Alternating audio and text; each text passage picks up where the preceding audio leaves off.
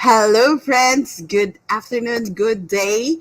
Hope you're well today. This is Women's Day, International Women's Day, and you are joining me here at Coffee Break. So, what's a fitting way to sit down over a really good cup of coffee, and rather than to talk about us women? So, I know honestly, most of the you guys, you girls, ladies who are talking, who am I speaking with? And who's always joining me are actually women. So, well, of course, I have men followers, but I believe that today, it's something that we can actually reflect about our wisdom as women, the wonders of being a woman. So, alam kong masarap ang ating usapang babae ngayong araw na ito. So good afternoon to everybody who's already here. And early, hi Lorelei and hi Terry. So, magandang hapon. Thank you for joining me here at Coffee Break. Again, I'm Dr. Michele Lignay. For those of you who don't know me yet, I'm Dr. Michele. I've been doing this live stream for almost 3 years. Can you imagine? Oh no, 2 years, almost 2 years. I'm going on my second year this end of March. And I would like us to really sit down and reflect about our what is it that we are amazed with ourselves at ang mga kapwa nating babae. So that's the wonder of women. And then on Thursday, we're going to continue our conversation regarding the wisdom of women. So alam ko lahat tayo ay we are we are in the middle of so many things happening, transitioning to another new normal, di ba? Marami sa atin. I think kaya nga, uh, looking at the viewers of Coffee Break, during live, pag nag-ECQ, alam nyo, tumataas ang viewers ko dito sa Coffee Break. But still, marami pa rin nasa team replay. But I'm still not stopping. Sometimes I would feel that I would like to stop doing this live stream, but I believe that there is a purpose on why we're doing this. So I realized that today I would like to talk about us women. So kung kayo ay nakikinig, ano sa inyo, what are the words that you connect with being a woman? Let's start with our conversation with that. What are the words when you say women, babae, because it's International Women's Day, what are the words that you connect to being a woman? And can you put that in the chat? Habang masarap magkape at hintayin ang inyong mga sagot. What words? For example, you see, we can say women is, I have prepared some words that actually prepared Tagalog words, no? I prepared the image of women or the perception of women. Ayan, talaga naman. Maria Cynthia, beautiful. Correct. Unang-una yan, unahin natin. Kahit na ano pang size, kahit na ano pa ang form, kahit single or married or widow or even the older single, actually we're still beautiful, 'di ba? Naniniwala ba kayo? Taas ang kamay at press heart and love, or even can you all tell yourself, women, I am beautiful. I am beautiful. Ang naniniwala tayo dyan, may kanya-kanya tayong ganda. So, hello Mimi. Yeah, motherhood from Minds and Berlin. Parang ganyan yan, mother. So, ano pa? Ano pa yung mga words that you connect to being a woman? So ako ang prepared kong words dito, maalaga. Di ba? Ang gandang namnamin sa Tagalog ng ibang salita. Maalaga. Di ba? Maalaga. Matiisin. Ayan. Patient. Ayan, tama. Patient and strong. Tinan mo. Resilient and strong. Sabi ni Kathleen. Yes, Mimi, strong. Tama. Pati si Terry, strong. Maasikaso. Diba? Ang sarap namnamin sa Tagalog ng mga salitang ito. Maasikaso. Ano pa? Ako ito, maabilidad. You agree with me? Ang galing nating dumiskarte. Tayo yung parang, since we are very detailed-oriented, since we know the intricacies of things and understand the intricacies of things, ang galing nating dumiskarte. Kaya di ba magaling din tayong mag-multitask kasi madiskarte tayo. Mapagtiis, sabi ni Maris, parang ayoko yatang mapagtiis. Parang yan yata ang hindi ko gusto, to a fault minsan, di ba? And, madiskarte, so maasikaso, matiisin, maalaga. Diba? We're very caring, we are very accommodating. So, yan, multitasker. Ang daming pwede nating i-connect sa pagiging babae. But let us look now before I move on to um, I would like to share with you some of the survey of women's traits. Ayan, this is actually a survey made in year 2000 by Gallup Institute. So, in a survey of women's traits, sinasabi, there are six comparing to a group of men. These are the traits that are very evident that I think we can, pwedeng totoo, but pwedeng applicable sa pagiging babae. So one, it's intelligent. Do you believe that? Yes, sabi nga dati parang women have the higher intelligence, maybe, but at this point, we can also say that women are very intelligent because I believe hindi naman dahil sa bias tayo. Because women's intelligence, it's just not hardcore intelligence that is coming from the brains. But I believe that the intelligence of women, it's coming from the brain, it's coming from the intellect, it's coming from the heart, and it's coming from her spiritual life. Diba? Do you agree with me? We can really regard that are women are intelligent not because our intelligence is come from our IQ.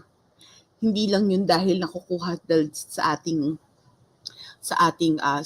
innate na kakayahan, but it also coming from our ability to be compassionate, tama? It's coming from our heart and our ability to be prayerful. And that is speaking a lot about, so meron ng emotional intelligence.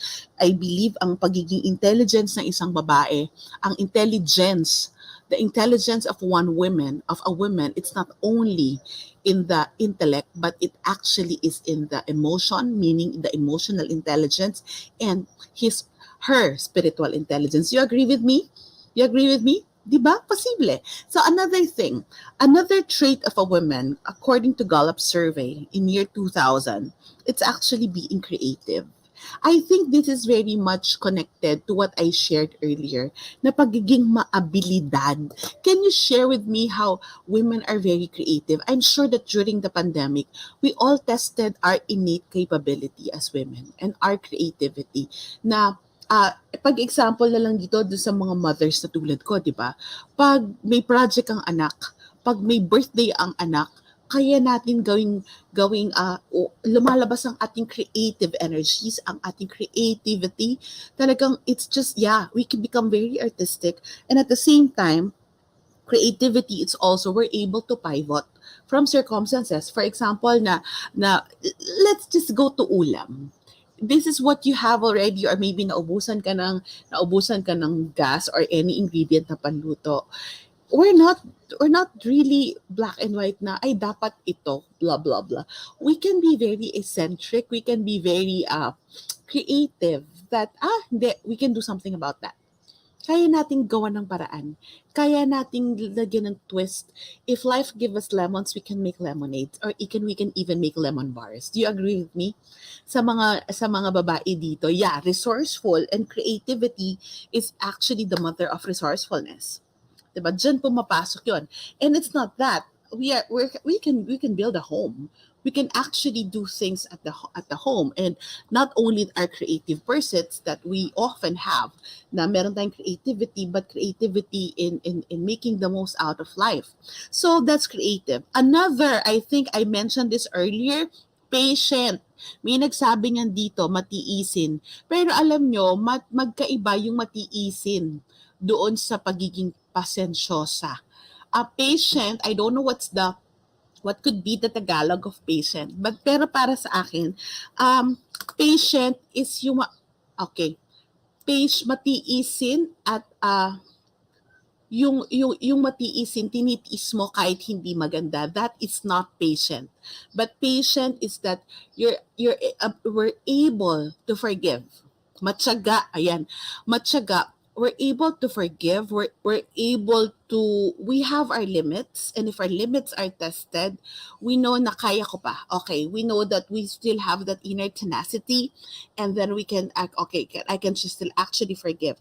And no, we can surpass difficulties, kaya nating tiisin yung mga bagay na alam natin makabuluhan, na merong patutunguhan. But the patient here is that the patient that is not healthy can be the kind of patient that hindi pasensyoso yun, yung sinasaktan ka na, hindi ka pa rin kumikibo, hindi pasensyosa yun. Yun yung pagiging matiisin na hindi naman healthy. So, let's look things in a proper perspective. But I believe na naiintindihan nyo yung sinasabi ko, right? That we have that ability to be very patient. Napakapasensyosa, hindi agad nag-give up. We are so persistent. We don't give up. Really, that patience is a virtue for us, right? So, another area that I would like you to reflect about. So, the third is intelligent and we are creative. Do you agree with me? Alin dito yung agree kayo? And then patient. Okay, nako, ito. In the Gallup survey, it was said that women are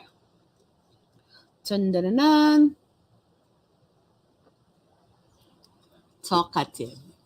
If there is intelligence, or creative, or patient, we're talkative. Agree? Agree with me?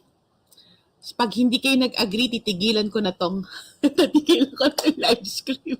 Kasi maraming nararating at maraming natutulungan ang kadaldalan ko. And I believe that. Agree. Like, for example, you put us in a small situation, like where you have to wait, where you have to, for example, you're waiting in line for, maybe in the airport or in wherever you're waiting. Whenever we're lined up, we can always catch women making small chit chat to the people around you. We can get to know the people around us. We can get to know the the the circumstances, and that is actually not just being talkative. Hindi naman tayo dumadaldal para maging marites lang at chismosa. I believe that the innate ability of women to be talkative, it's actually to build connections. To build connections, to get to know someone, to to to it's hard for me to express it. Pero yung pagiging madaldal natin, na pagiging madaldal, 'di ba? Parang pangit lang sabihin na madaldal, pero that being talkative is actually building connection. Remember, one of the biggest difference of a man and a woman when it comes to relationship, by nature, men are task-oriented. Ibig sabihin, aayain ka, task-oriented or activity-oriented. Women are relationship-oriented. Go to the example of a social affair. For example, we are in a dinner. We are in a dinner, we are in a gathering. For women, going to the bathroom, going to the CR, going to the toilet or the WC in I remember. Hi Tita Fides, let's go to WC together. WC in other countries is water closet. Diba? Ang social, yan ang CR nila. But going to the CR, it's actually a social affair. Have you seen men? Ito yung tawanan namin ng husband ko. Nakita mo na ba ang lalaki na sabi na, tara CR tayo at magkakasama pa sila? So us, really, the powder room is actually where you build connection, where you side comment, where you build small pockets of intimate moments with fellow women, right? So, napaka-importante nun. Because with men, you don't see them that way because for them, that's a task, that's a chore. And hindi ka naman aayain ng men don't ask each other out. Pare, kape tayo, may problema ako. It's not how it goes for most of them, maybe for some. But when they go out, they would like to check out something. Maybe gusto nilang magbibisikleta sila, mag-basketball sila, meron silang activity, or kakain sila. But for us, it's really the secondary is what we're going to do because the relationship is on top of everything. Yes, Noreen, we are able to naturally relate with each other, women, just by observing them. Then we engage with them agad. True, because we are actually observant in nature. So, that is being talkative. And it starts with being talkative kung hindi tayo small stock, sorry. If we're not going to do those small talks, I think wala tayong patutunguhan. We will just be stuck in whatever we have. Diba? So I would like you to reflect about that. That can you just reflect on the time that being talkative of yours have brought you through, you know, network, have brought you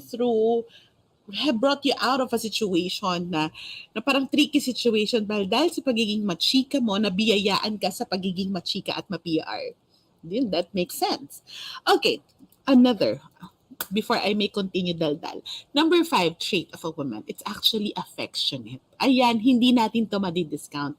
We miss hugging each other, we miss seeing each other and giving each other hugs, beso-beso. Um, and that is being affectionate. We are naturally affectionate. Kaya I think if some women would be less affectionate, we see them na parang, ay, parang bakit siya harsh? Bakit siya uptight? Diba? Siya yung nagiging other side of the equation. Because in reality, look at look at you ladies. Even though that I know that we don't personally know each other. You're still here in coffee break, maybe because you can relate to my nature as a woman. And when I speak, I maybe try to label whatever is in your head and is in your heart. And that is actually, and then when you send your likes, when you send your affection and comments and even your stars, it's for me a way to show your affectionate nature. And that for me, doing this also with all my might, with this kahit nasa bahay ako, I dress up for coffee break, it's showing my love in varied means. So that is actually the affectionate nature of women. We show love in varied means. We show love through our words, we show love through our work, we show love in what we do. So hindi mo mapipigilan ng isang babae na magpakita ng kanyang affection at pagmamahal. 'Di ba? Tama yan, we love exchange gift. Here in the neighborhood, mga wives nag-exchange ulam because food is a love language. True, I agree with that. So, we cannot, and isn't it that when the family is upset, what do we do? That affectionate nature of women can actually save the day. Kaya baligtarin niyo, friends.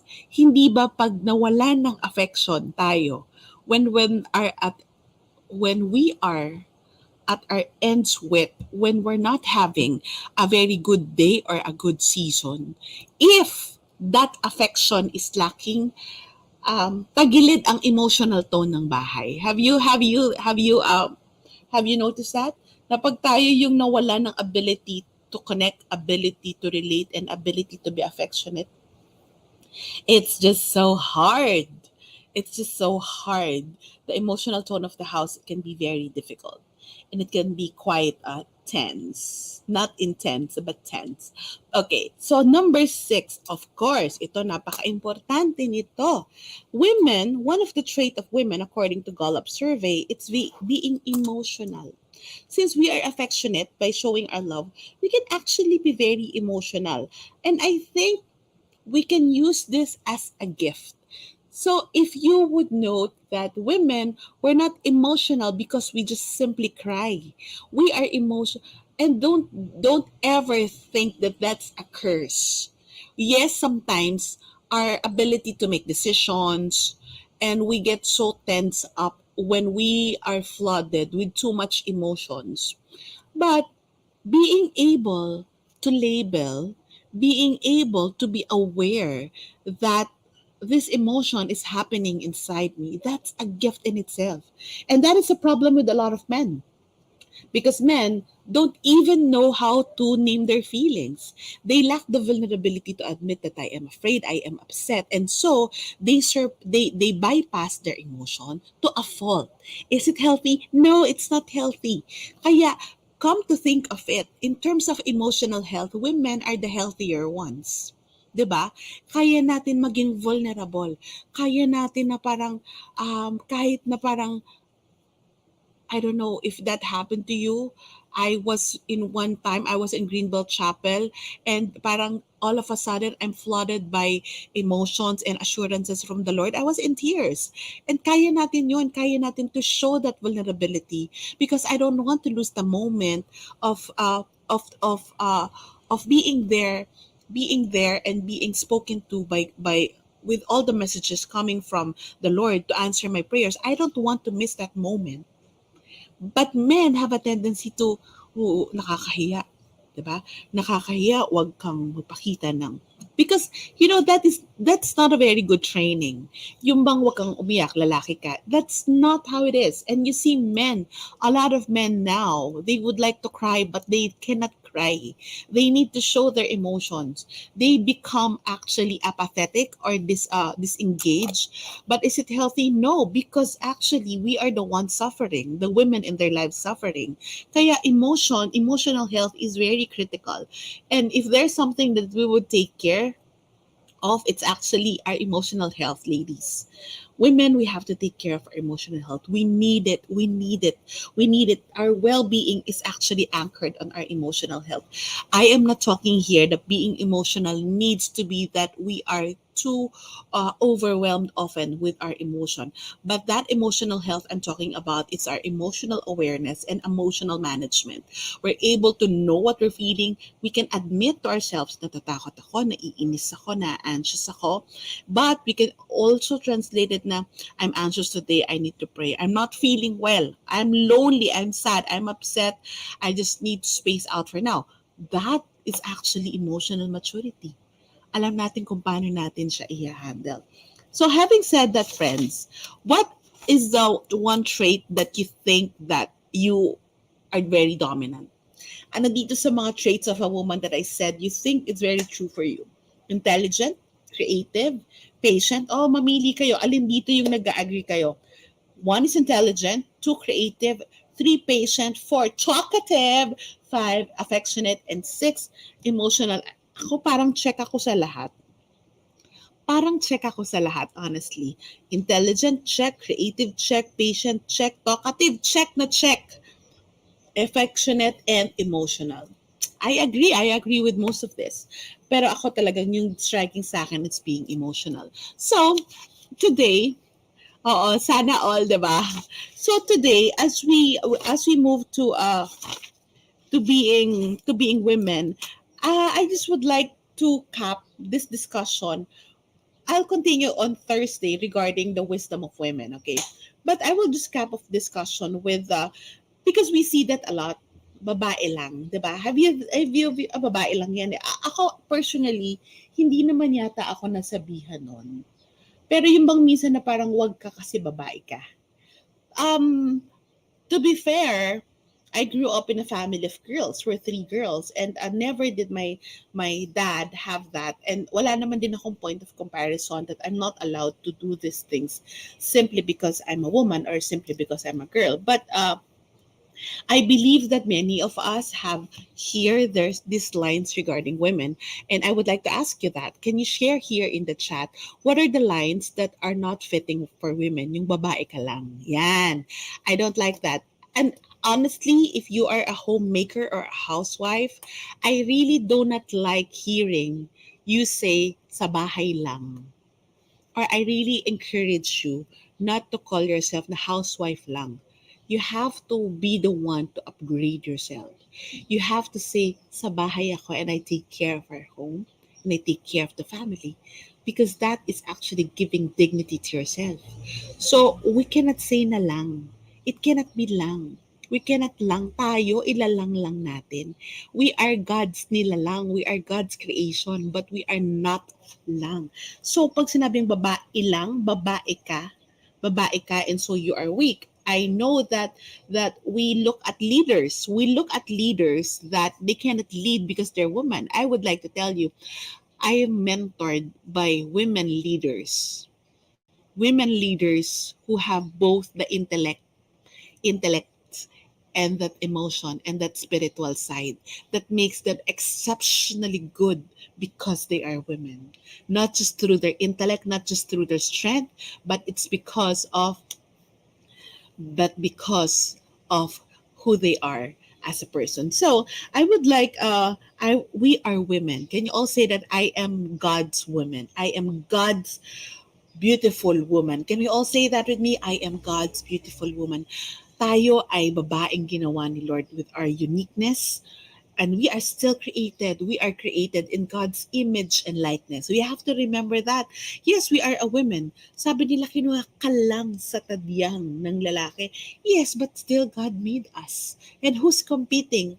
Our lives are not supposed to compete with men. Our lives are not supposed to complete men. I have to say that. Our lives are not supposed, we women are not supposed to compete with men. We are created not to complete men. I believe that women are created. God made us to complement the lives of men. Agree with me? So let me share just with you some of the points that I would like you to reflect about. Babae tayo. We are women. We are women. And it's giving dignity when we say, I'm God's beautiful woman. We can say that don't wait for men to give you a name or an identity.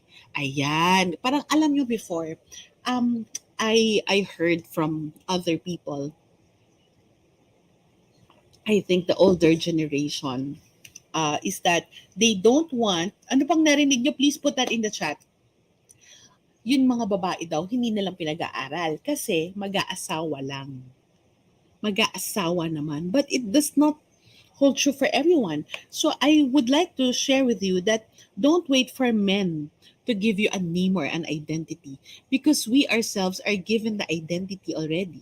We are given special skills, special talents, special abilities that will put together that will give us our own identity. Our identity is not dependent on the men in our lives. Another thing, don't wait for men or other people to take care of you. We are not damsels in distress. Actually, hindi totoo yan. I think it's just a cultural thing. It's transpired by history that damsels and princesses are supposed to be rescued. No, we cannot wait for men to take care of us because we are capable. Actually, tayo naman talaga yung nag-aalaga eh. Look at the women here. Look at the ladies here. Parang minsan ang issue pa natin na para bang hindi kayo kakain ng wala ako, dala ko kaldero because we are actually the one taking care of almost everything at home. And having said that, we are not damsels in distress. We are actually women at work. We are actually women on the go. We are actually um, women on a mission. Am I making sense? Because we cannot wait for men or other people to take care of us. That's why I always share with you whenever I talk about self care that it's our responsibility to take care of ourselves. We cannot depend on your husband. You cannot depend on your kids. You cannot depend on your sisters to take care of you. You need to do something for yourself because you alone, we alone are actually enough because we are God's beloved. We are actually uh, we are actually created in God's image and likeness to begin with. Our identity is with the Lord. So we take care of the women. I like saying this. This is a quote that I am always playing in my head. We have to take care of the woman that God created us to be. Alagaan natin ang kung sino tayo, babaeng ginawa ng Panginoon. Kasi kailangan natin alagaan yan. Kailangan natin alagaan ng ating misyon, kailangan natin alagaan ng ating talento at pagyamanin ito. Kailangan nating alagaan din kung ano yung trabahong ginagawa natin. Maybe your work is at home because you're a full-time mom to take care of your family and that's your mission. Maybe your work is both you're working in your office and you're working also at home and then that's your mission. And you have to just be good where you are called. No matter what is it, no comparing. And no guilt feelings. No guilt feelings na parang gusto ko sa bahay lang kasi hindi ko maasikaso yung mga anak ko eh. Well, we cannot be forever eaten up by guilt. So you have to reconcile that we have to learn to take care of ourselves because nobody can actually take care of us. So, the third, our worth is not completed by anyone. We women, we are worthwhile. We women, we have our sense of worth anchored on the Lord. Take care of the women, love the woman that God created you to be, because we have to love our worth. Nobody can complete us. We have to move away. I will have to tell you, we have to move away from that image that a man can complete us. Our kids, if you are married or if you are not married, you are if you are single, never think that only a man can complete you. If you are married and you don't have kids, never ever think that only children can complete you. No, you are complete within yourself. Your worth is not completed by anyone other than God. So having said that, kahit na ano pa yung antas natin sa buhay, kahit ano pa yung natapos natin, at kahit ano kung anong existing situation natin ngayon, we can actually realize that, hey, I am complete within myself. I am a woman already created in God's image and likeness. And that alone is actually a way for us to realize that we don't need anybody to complete us. And lastly, we are not born to be called babae lang. We are not born to be told dahil babae ka. It's not a reason. Being women is not a reason to be put down by others. Being a woman is not a reason not to do a certain mission. I remember a mentor of mine. Um, she's my ninang and mentor, and then she works for a global company for oil and gas. And if you think the oil and gas company is actually many of them are men, and she was in the Middle East, and then she was asked to do a very particular mission, not really mission, a very particular work that's in line with, it's really part of her work to do that. But her boss told her that she cannot do that because she is a woman. And then the boss of the boss told her that that's why she's here, because she's a woman and then she can do it. And I would like to end my points this for today for that. And then this same woman, well, that is a conflict resolution thing that she needs to do in in um in Iraq, and that is really a critical thing, right? So it's a women can do it. But I remember one of the things that she told me, that in the men's world, in a world that is you know dominated by men, because of that, if that's a stereotype, we don't need to act like men to be able to assert ourselves. That is one wisdom that until now I carry with me. We don't need to act like men. We don't need to be like men in order to fulfill our work and mission. What do? We just keep doing what we do best as women. Hindi naman to maging emotional. Hindi naman to magpapakyut. But what it meant here, that women have an inner strength. Women have a different kind of composure. Women have her own unique beauty. We're not babae lang. We're not ay babae. No. We can use our intelligence, not just our IQ, but our EQ and spiritual quotient. We are use our creativity. We can actually use our ability to be patient, to deal with difficult people. We can actually use our connection talent to be able to be talkative. And we can able to use our being affectionate and being emotional to be able to show that these are what women are made of. We are all handmaids of the Lord. Diba? Yun. I am the handmaid of the Lord, said Mary. And I would like you to really realize that we have something innately in us. We can do something differently, but our worth is not with people, with men. It's actually with the Lord. And I hope that this today, you will appreciate more that you are given with the ability of being a woman. Minsan ayaw natin yun kasi meron tayong period, meron tayong hormonal changes. But I believe that we are here because we are women. There might be some limits to what we can or allowed to do kasi lalaki lang yung pwede. But I believe that we don't need to compete with that. We can do other things, other mission, because we are women and because we are created to serve God's mission. God has a plan for our lives. So, my ending words and ending line, please say this with me.